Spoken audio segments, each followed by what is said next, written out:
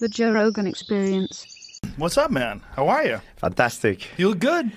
I feel good. I feel if it would not be for my ulcer that I had, I feel better than when I was 25. What did you have? You had colitis? Yeah, colitis. Yeah. What is that? What causes that? We don't really know what it caused it, but the best theory is that before my last fight with Michael Bisping, I tried to put on extra weight. So I followed a diet program that I was eating almost every 2 hours. And I think your system is like a car. You know, if you do a lot of mileage, it overuse it. So that's what happened with the stress and everything. During my training camp, I had big problem. You know, I couldn't sleep. I had crazy cramps, you know, sometimes. And I had blood. Even when I went to the bathroom, at one point I had to go do some tests because I was worried that it was something more, colitis is very serious, but that it was like cancer or something because I had blood. So I did some tests, it came out negative, and I said to myself, this fight being not delayed, but postponed so many times that if I do something, if I say that publicly, what is going on, I'm going to lose the opportunity to fight for the title at 185. So I keep it shut. And I told myself, I said, whatever it is, I'll deal with it after the fight. So I did the fight. Everything went well. Then after I went to do, it's called a colonoscopy. They put a camera inside of you. Yeah. And I got diagnosed with ulcerative colitis. That's probably the mix of the stress and also the fact that I was constantly eating. I was eating, and not only eating, Joe, I was trying to put on some weight. It was very hard. Sometimes I remember many times I was having breakfast, but I was regurgitating my breakfast, like chewing up. Because you were just eating too much food. Yeah, but I had to because I needed to keep myself in a certain weight. And the crazy thing about it is, first now I realize it's a mistake. I should never have done it. But when I made the weight at 185 the day before the fight, I could not go back up to 190. That's the highest I was going back up. So the day of the fight, I woke up and I had a little breakfast. I threw up my breakfast again. Wow. Yeah, I was really messed up. Then I went to weigh myself. I was like 190 wow. pounds. Yeah. And what do you think Mike weighed? He felt very strong. I mean, it's not really the weight at this time because the way that you weigh right now, depending what you eat, you have a lot of stuff inside your intestine and everything. So and also water retention. I felt like I had a lot of water retention. And unnecessary weight. Exactly. So it's like dead weight. It's like a bag that you carry on your shoulder. So what I should have done, I think, is just stay the same way that I am, a natural weight. I think the body has a weight that it's best weight to perform an athletic performance, and that's what I should have done. Right. But it was a mistake of my part. It was a big mistake. So you were just thinking that because you're going up to 185 and you're fighting a guy in Bisping that used to fight at 205. Exactly. He's a pretty big guy.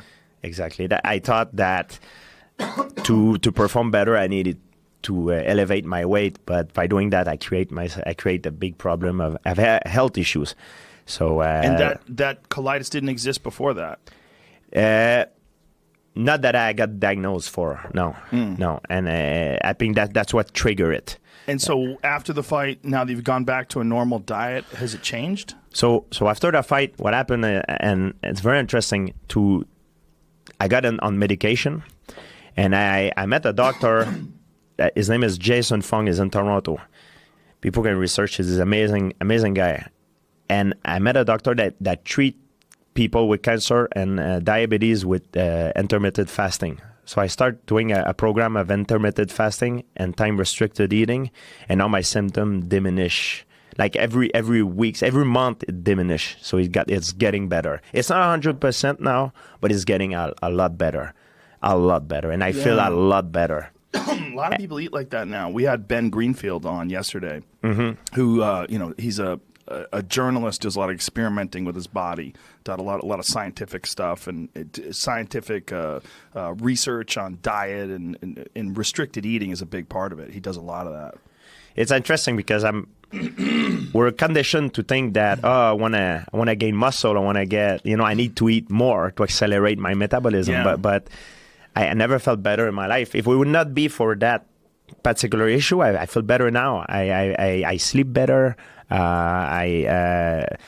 Inflammation, and I also did a test. In January, I went to McGill University to do a scan of my weight, my fat percentage, my muscle density, bone density, and my in 5 months. I did it a few days ago, like not this week, the Tuesday of the last week, and my fat percentage has decreased, my muscle mass has increased, and my weight is at the same than it was in January. And you think this is all from restricted eating?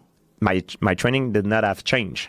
So the only thing has changed pretty much is the restricted time eating and intermittent fasting. Yes. Yeah, that intermittent fasting gives your digestive system a break, and it lets your body recuperate better. I think that's what it helped me the most. Yeah, I think that's what it is. I felt like I was like I said, like a car. I was putting too much for nothing. And I think as human beings, we're overfed.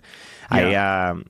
I'm very interested about paleontology and also history. And I know that human beings in hunter-gatherer time did not eat 3 meals a day. No. They eat maybe a few times a week. But when they eat a lot. Yeah. Because they need to do it fast. So I think it's more natural for a human being to do so. And also now I read a lot of stuff and I watch a lot of stuff on the internet about intermittent fasting and time-restricted eating. And I just wish I knew that before. For so many years, I used to follow the rules. Oh, we need to eat at least 3 times a day. And I don't really care of what I eat, but I've even though in the morning I was not hungry, I was always forcing myself to eat, which is bad,